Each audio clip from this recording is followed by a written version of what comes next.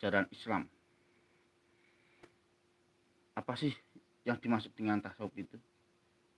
Dan kemana arah pola pikir tasawuf itu? Maka kita perlu memahami tentang dasar-dasar tasawuf itu sendiri sebelum kita membahas lebih jauh lagi.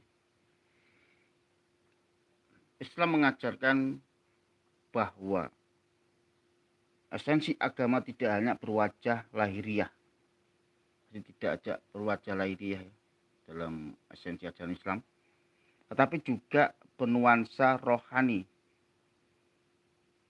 Dalam kajian usuluddin itu apa sih?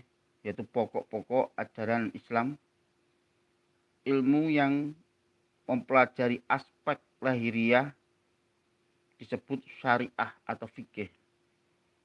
Syariah ya, kita kenal alih-alih syariah itu ada 4 madhab. Ada Imam Syafi'i, Imam Maliki, Imam Hanafi, Imam Hambali, ya, Imam Syafi'i, Imam Maliki, Imam Hambali, dan Imam Hanafi. Kalau ahli tasawuf kita kenal juga terkenal yaitu Al-Ghazali. Bapak Al-Ghazali.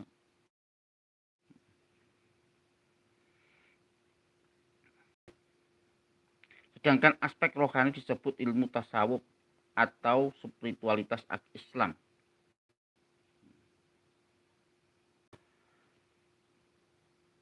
Ini ada ya pendapat Ayatullah Murtada Mutahhari, ulama dari Iran, menyebut ilmu yang berkaitan dengan spiritualitas ini dengan istilah irfan.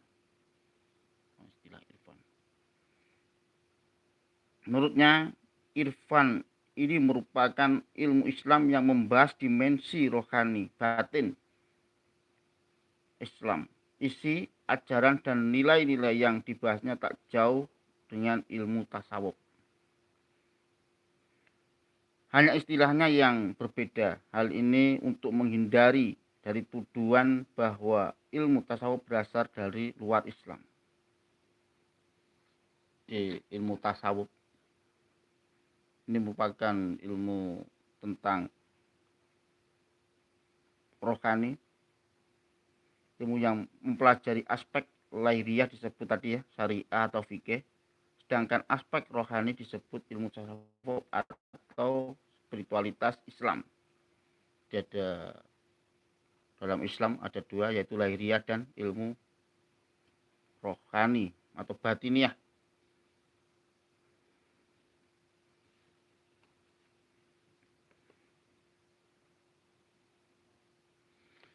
Sedangkan hakikat tasawuf adalah mendekatkan diri kepada Allah.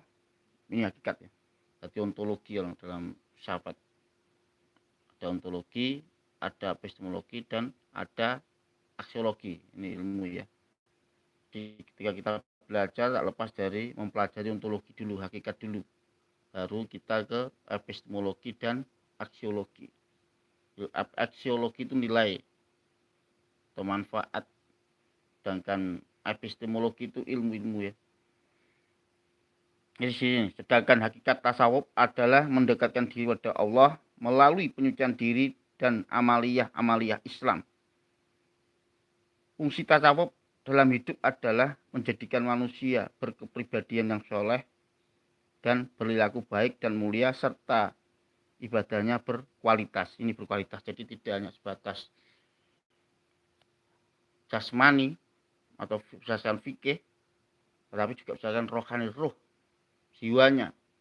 Nanti ada raga dan jiwa. Kalau kita ibaratkan, raga itu adalah ilmu fikih, sedangkan jiwanya itu adalah ilmu tasawuf.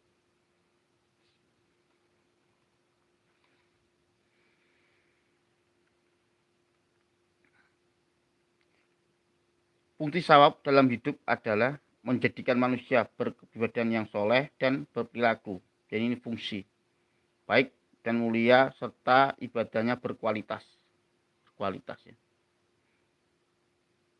Mereka yang masuk dalam sebuah torekot atau aliran tasawuf dalam mengisi kesehariannya diharuskan